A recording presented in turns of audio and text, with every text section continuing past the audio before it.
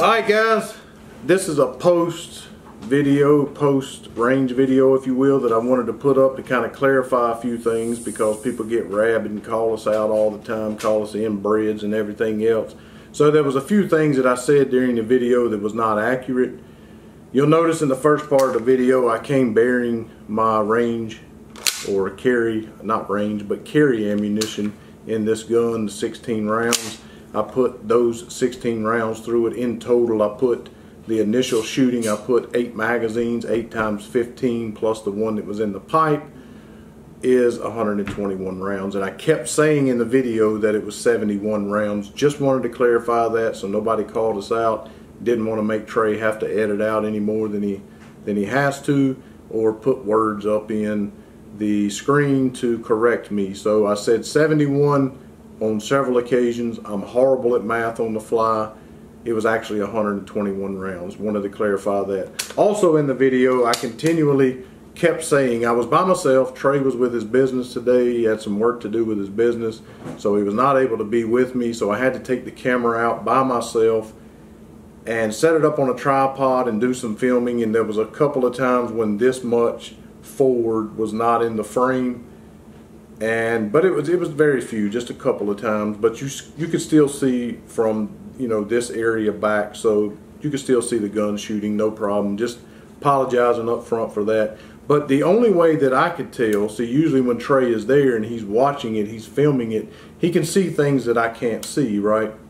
And I kept saying continually in the video, my go-to as to whether or not the casings was hitting this optic was to look down here at the bottom right corner, if you're looking at it from the back, the lip of the optic, to see if it was hitting it or if it was chewed up, if you will, because I had, as I mentioned in the video, a P320 RX with a Sig Romeo Pro mounted on there, and every single casing hit that optic to the point that it took the paint off down to the bare aluminum or whatever that thing is made out of. So I'm not saying that it hitting the optic is a problem, but in the video I kept saying that it might be a problem. You have to watch the video to see, but I kept saying there's no evidence that it's hitting this, and I was basing that off of not seeing any chunked up places on the lip of the optic here, because I was obviously concentrating on the red dot and being on target.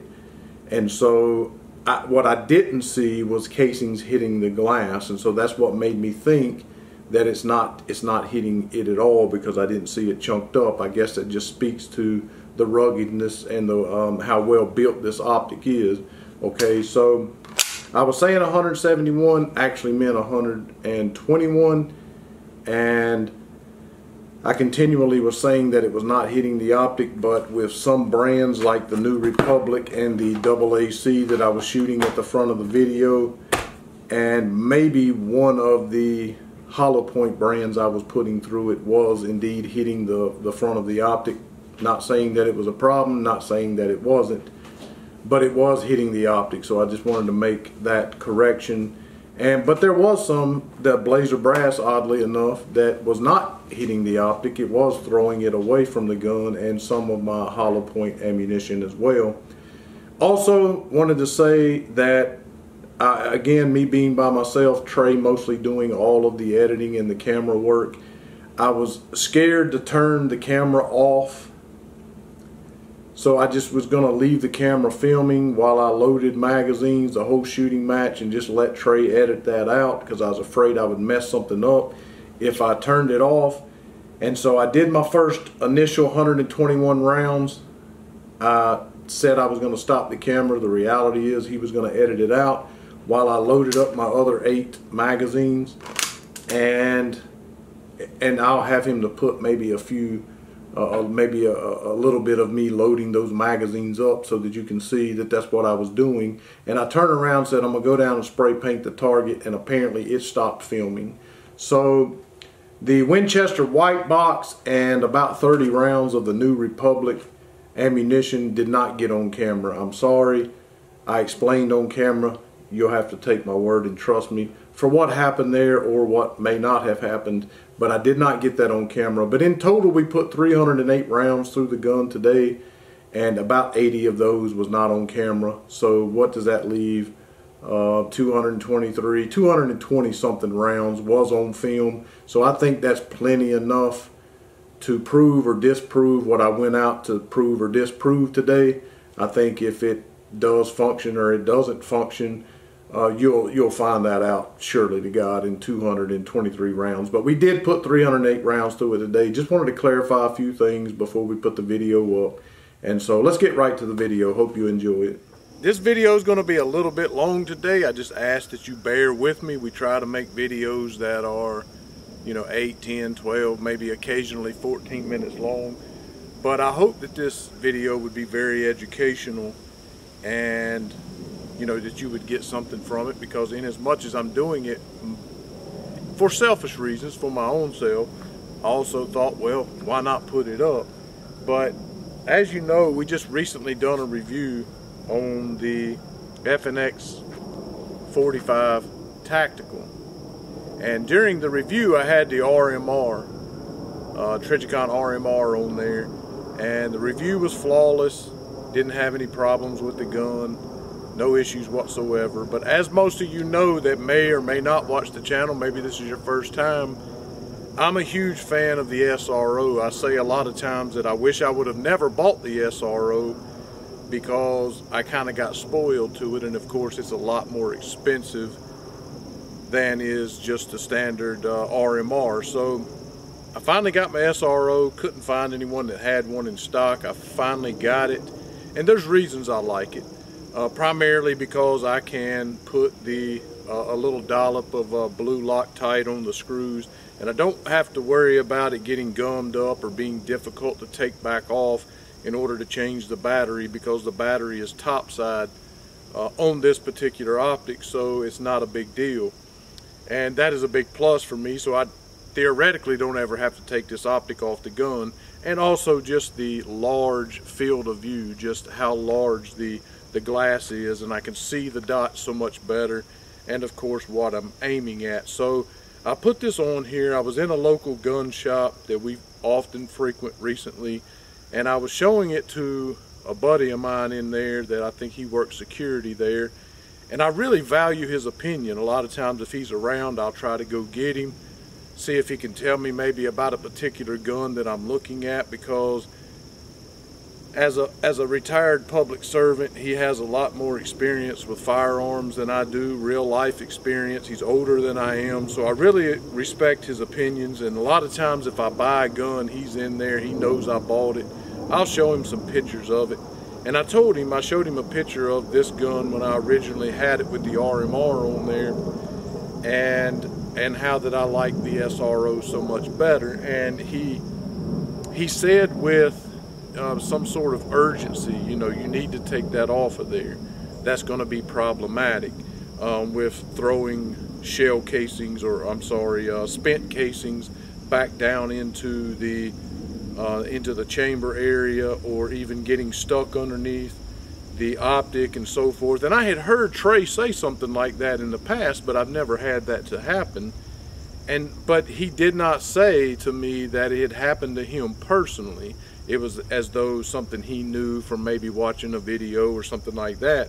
So since I currently have this gun on my nightstand, it bothered me a lot actually, because I had came out and re-zeroed this off camera, and I put about 2 mags through it of my carry ammunition, because I currently have this on my nightstand as I mentioned, and there was no problems. And as you can see from the picture, pre me doing this review today, there are no markings or where the front lip of the right side lip of the SRO here was beat to crap or anything like that. I didn't notice anything out of the ordinary.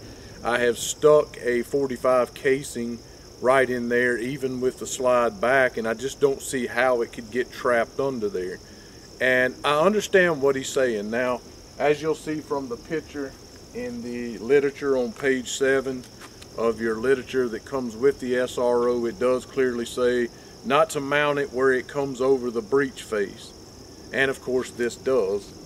But I also have my staccato out here that I brought to the range today, that we also done a review on, and probably in the last 6 months I probably put more ammunition through this, and more for me is you know, 300-400 rounds, and because typically we do 100 round reviews, but I put about, you know, I don't know, 250, 300, maybe even more. I might have put 350 through this thing without a single hiccup with this SRO on there.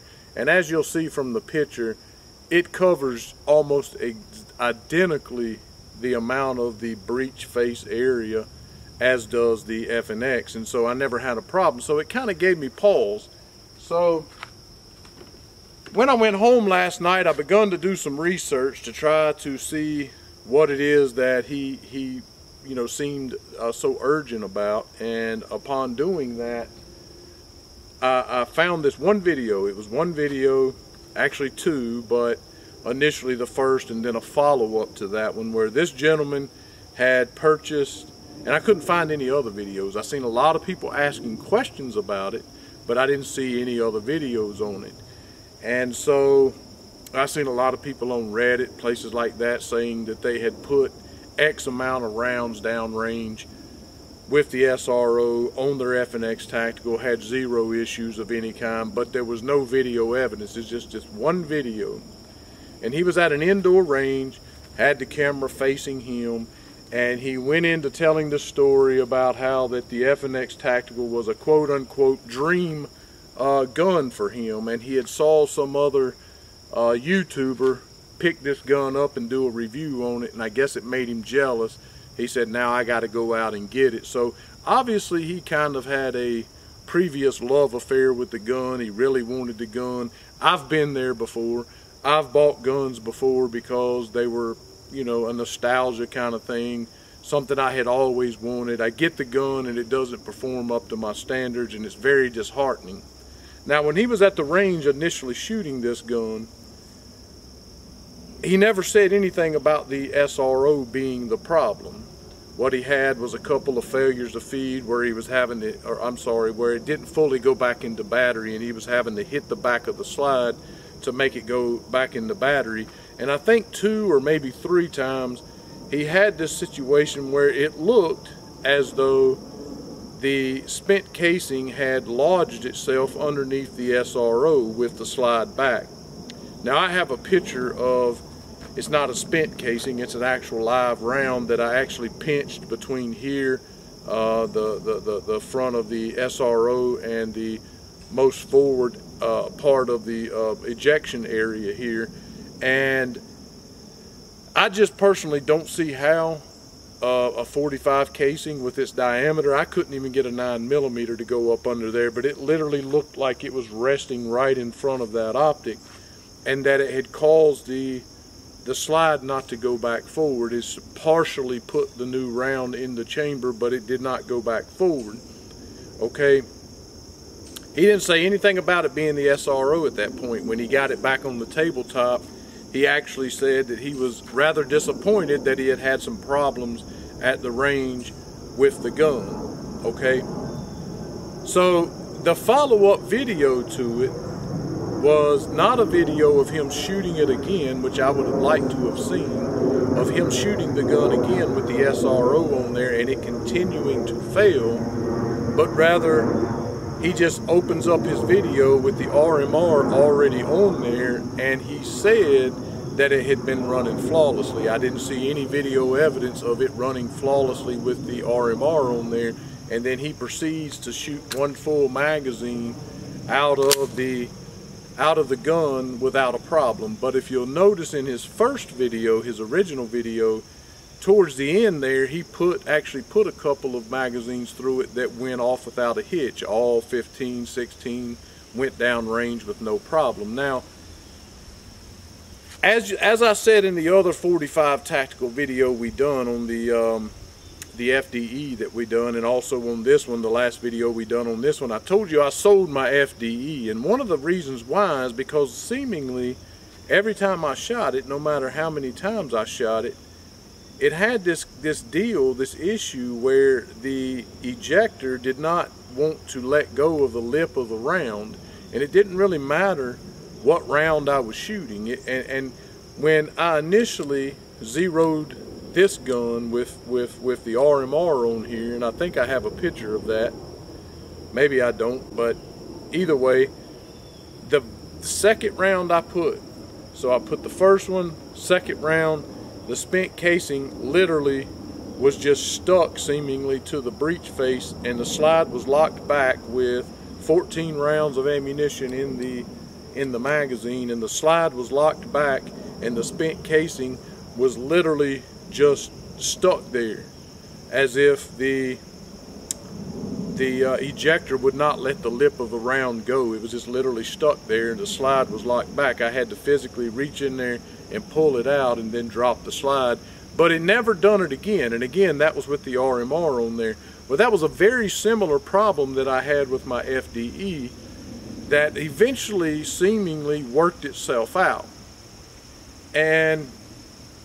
But I still had confidence issues with the gun, so I sold it. Now, with that second one doing that on this one, it really gave me a lot of concern, a lot of anxiety, because I just went back out and bought this gun, but it never done it again.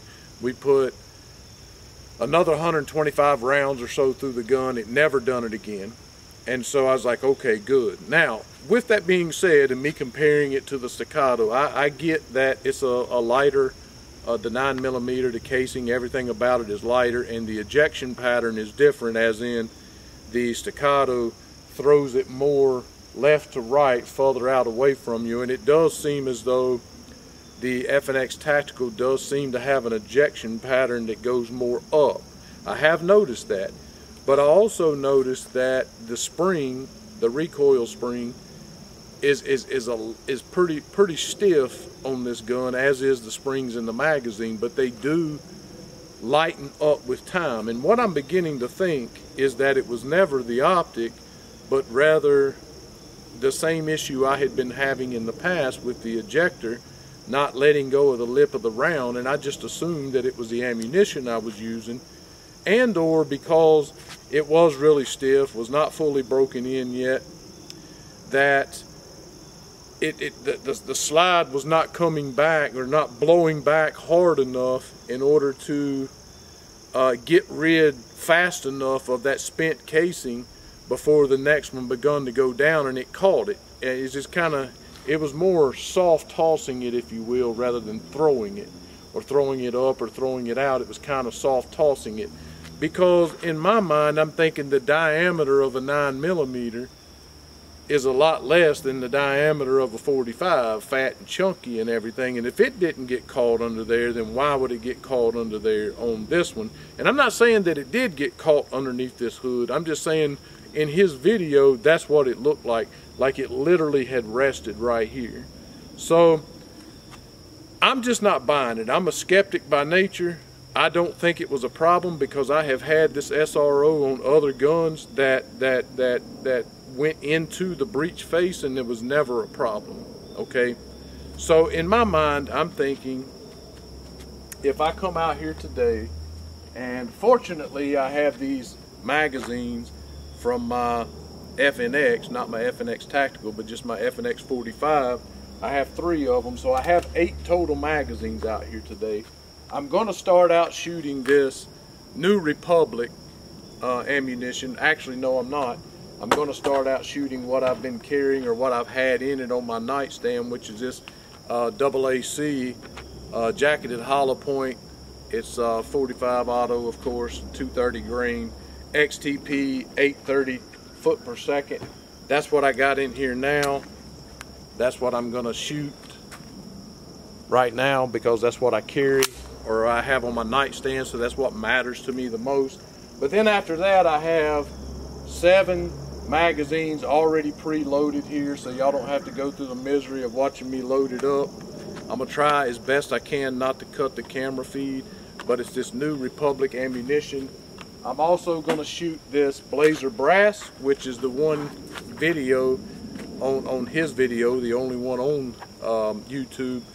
This is what he was using and seemingly having an issue with, so I thought it would be, you know, best to use this as well. And then the dreaded white box Winchester that everybody says is so horrible, that I've never really had too many problems with, but I'm going to shoot that through it as well. I'm going to try, and I got a plethora, like literally a petri dish of stuff here.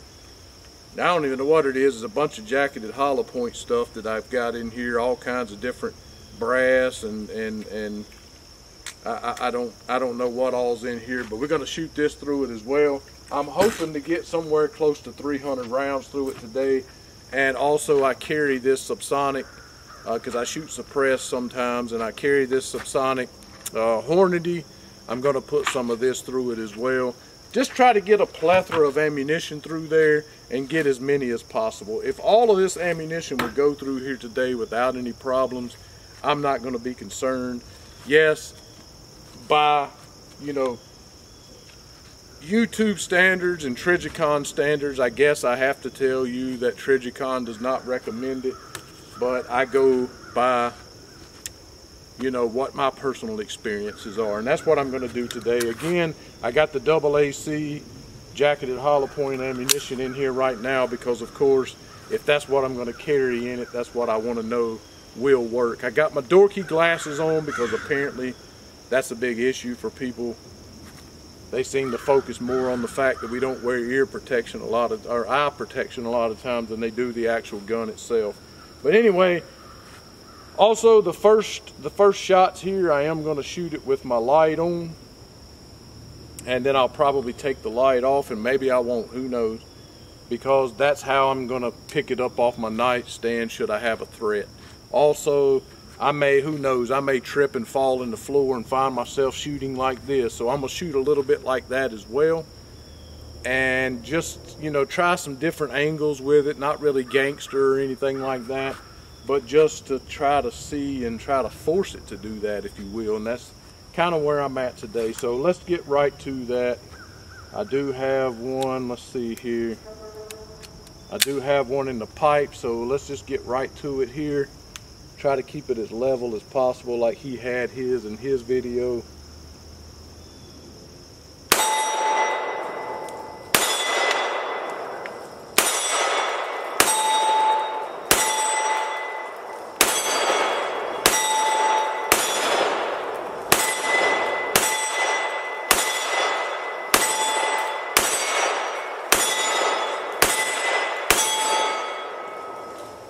Man, I love that optic. Just such a good sight picture in there, right where I'm aiming it without an issue. Let's get one of the FDE flat bottoms in here. Let's get that on there. That was a hollow point. I don't see any roughness here on the front of the lip where it was hitting it. I could not see it hitting it in the video, so I don't think that it's hitting the front of the optic right there. But let's get some of this New Republic in there, and from this point forward, or for the next 7 magazines anyway, that's what I'm putting in there, is the New Republic ammunition. Still just going to kind of keep it straight, keep it level like he had his. See if there's any problem. Maybe even try to limp wrist it a little bit.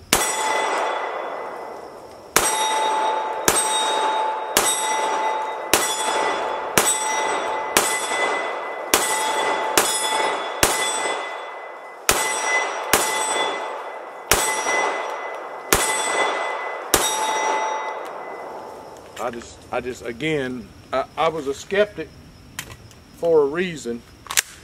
So let's turn it sideways here, see if we can create a problem.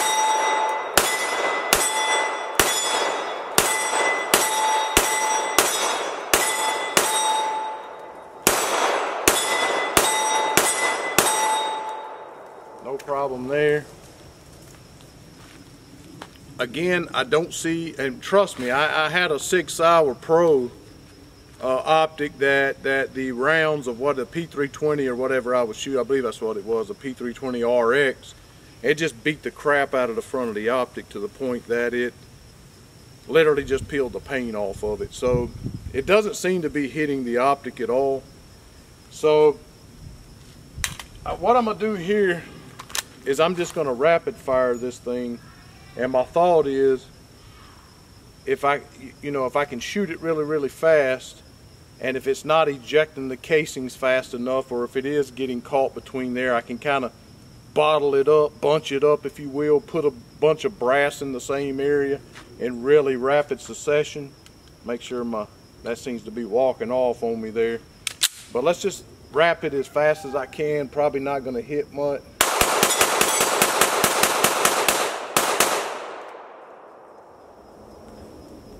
Again, doesn't seem to be a problem at all.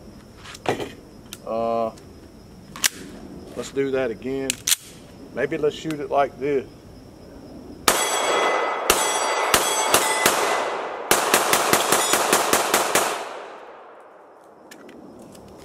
I just don't think there's going to be a problem. I mean, I'm an OCD overthinker, and if I watch something and it just doesn't make sense to me, then I overthink it until it does make sense.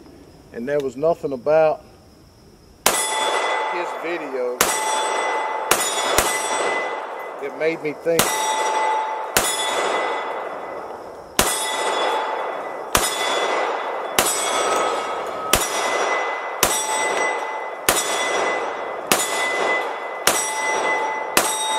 that there was really a problem with the optic.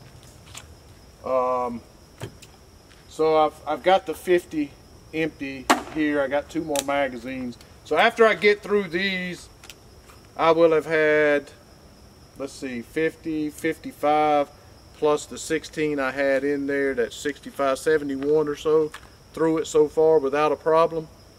Again, I see no evidence that the front of this optic is being beat on or anything like that. And you know, the one thing that made me really skeptical on his video is again, it was a dream gun of his. It seemed as though he was butthurt that it had malfunctioned. And you know, sometimes when you do that, you tend to make an excuse for the gun because it's your dream gun, right? You don't want there to be a problem with it. But the thing that bothered me about it is he didn't open his video, as I mentioned, shooting it once again with the SRO, showing the same failures. He just opened the video with the RMR already on there and saying that he had no failures, that he had no problems, right? And then he shot 1 magazine through it with the RMR on there and said, see, not the gun, the optic, right? And so in my mind I was thinking, well, towards the end of your original video with the SRO, you got a couple of magazines through the gun without a problem, so maybe it worked itself out. Maybe the issue worked itself out. That was what I was thinking in my mind. And so I think a lot of people ran with that. You can't put this optic on this gun, and I just ain't buying it. Just nothing about it makes sense to me. So let's one-hand it. If you're going to limp wrist it, I guess it would be with one hand.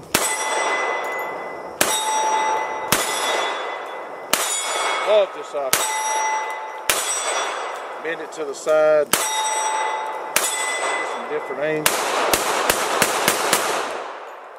I mean, again, there's, you know, there's just really there's no evidence that it's touching the front of that optic and throwing it back down, which would cause a problem. There's just no evidence of that. So, again, what did I say? 71 rounds after this one. So let's just shoot it slow like he was in his video.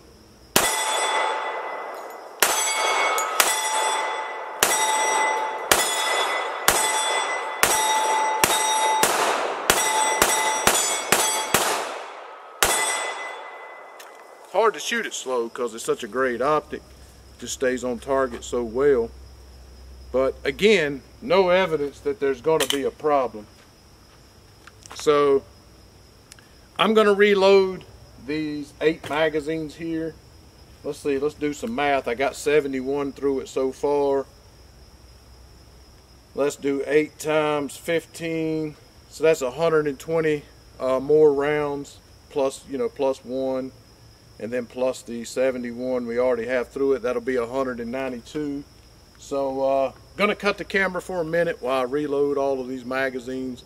Don't want to put you through that misery. But so far so good. Again, I'm a skeptic. I don't think there's a problem. I walked over to my camera after I loaded all of the magazines for the second run and noticed that the screen was blank. And I've never had this camera to stop filming on me. I filmed all the way through me loading the mags and everything, and we just edited it out. And I walked over there and my screen was blank, and I went back and played it, and I didn't get the white box and the rest of the New Republic on the video, unfortunately.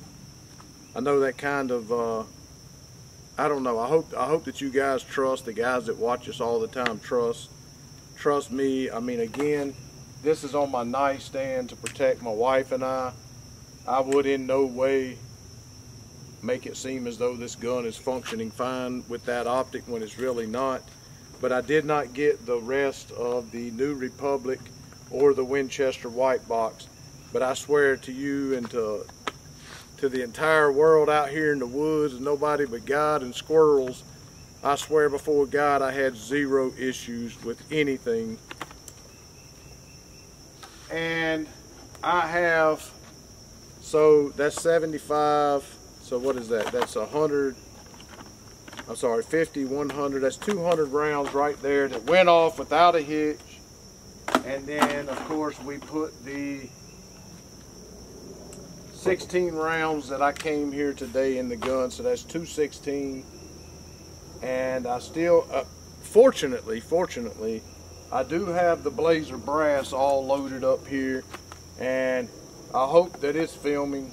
Don't need no more trouble. Let me just make sure it's filming. Just give me 1 second. Yeah, it seems to be filming. So anyway, I don't know what the heck happened there. I'm incredibly butthurt because that was whatever was left in that box.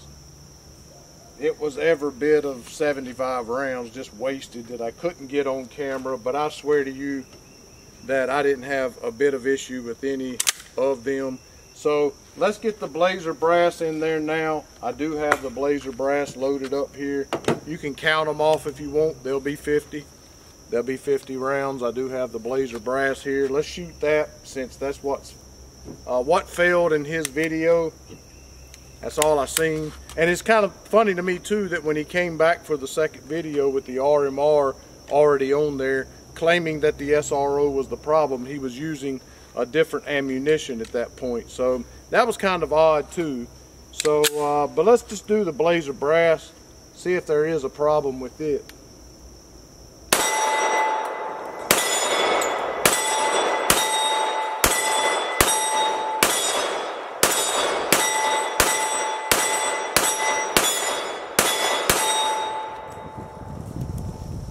First magazine, no problem. Did y'all count that? There'll be 50.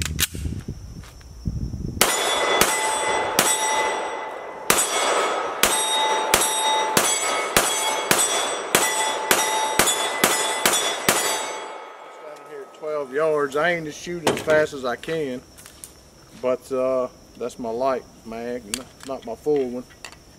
Turning it sideways. Let's limp wrist it as he kept talking about.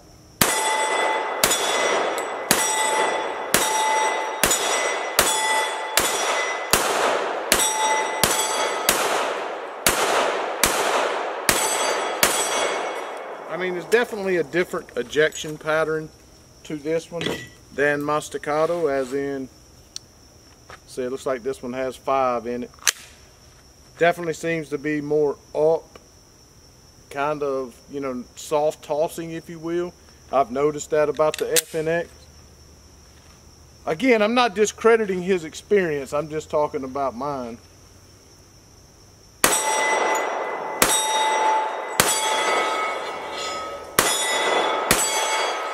So that's 50 rounds of Blazer brass. Still zero evidence that it's hitting the front of that glass at all. I got a little GSR oil splatter, if you will, on the front of the glass, but zero evidence that it's beating the crap out of the front of that rim of that optic. So I'm going to load up these.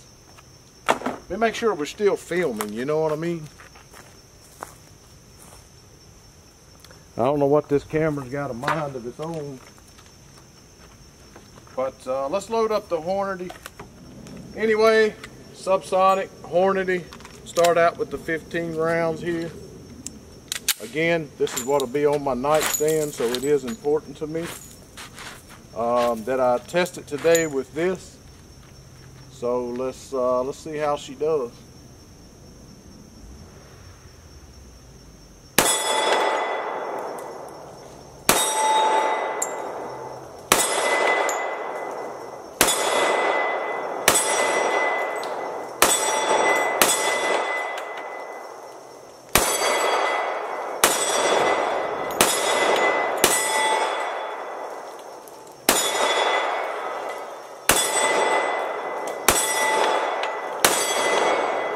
Man, that ammunition took an already dead accurate optic and made it even more accurate, if you can believe that.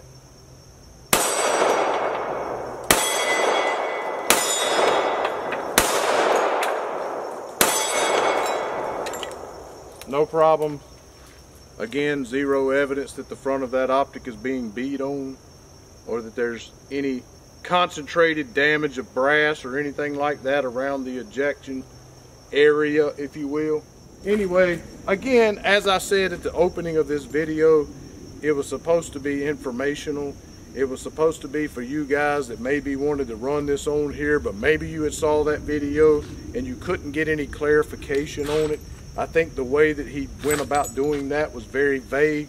Again, I think when he went back to the range the second time, I feel like he should have proven to everybody that it was still doing it with that optic on there before he just opened up a video showing the RMR on there and saying that it had been running flawlessly, but not showing it other than that one magazine. Again, there were one or two magazines with the SRO that ran flawlessly too towards the end. So how do you know it wasn't just a break-in issue with the gun itself? I don't know, but let's get the melting pot of ammunition here and just get over 300 rounds. That was a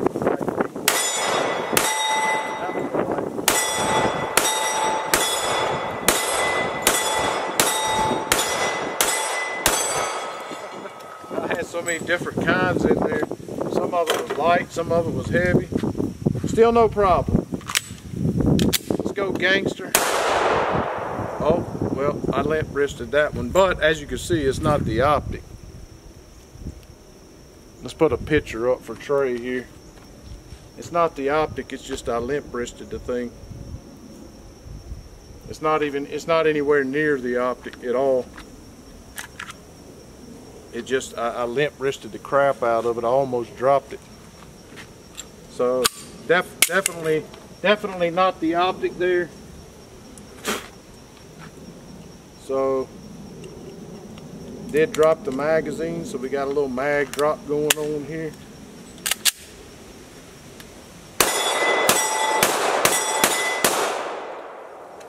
Again, I think I can confidently say most of what I keep looking at is the front of this optic here. Now, I have had guns, even Trijicons, where it would throw it back into the optic and it would eat the finish off of the front right here.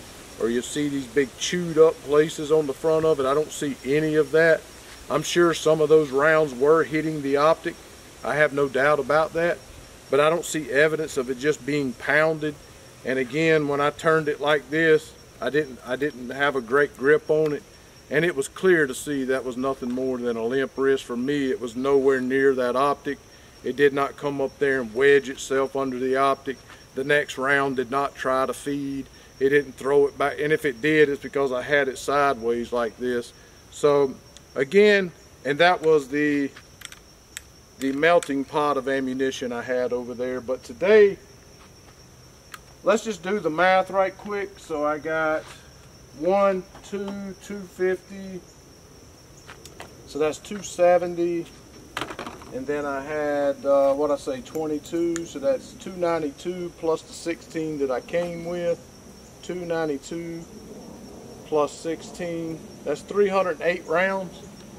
And I had one where it failed to throw the casing out because it's already a little bit of a light toss from this gun anyway, and I had it turned sideways and was limp wristing it.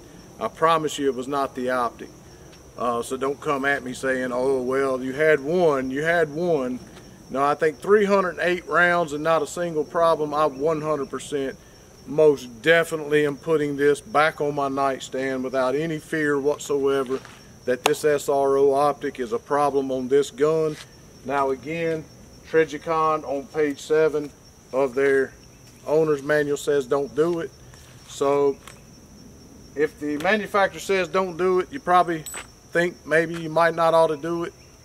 I'm just telling you, if you decide not to listen to that, I believe that I have proven today that it'll be perfectly fine.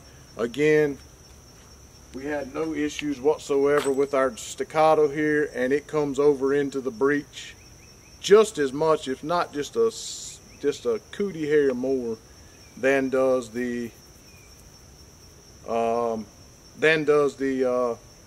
I see I got me some brass on here where I guess some casings was flying over here on my staccato. That's an awful expensive gun for that, ain't it? Anyway, man, that sucks.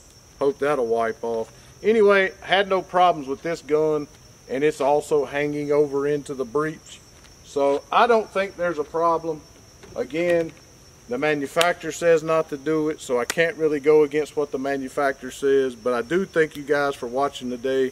Sorry that some of the video was missing. Make sure you subscribe. Tell us what your thoughts are. If you have this set up and you're running it and you've not had any problems, let us know. If you have had problems, also let us know. But after 308 rounds today, having the one limp wrist or failure to throw the spent cartridge out, I feel like I can confidently say it's not an issue. I certainly don't think it'll be an issue after I get it oiled and cleaned up. Should I have an issue inside my home or something like that, I think it'll be perfectly fine. Again, thank you guys for watching today, and be blessed.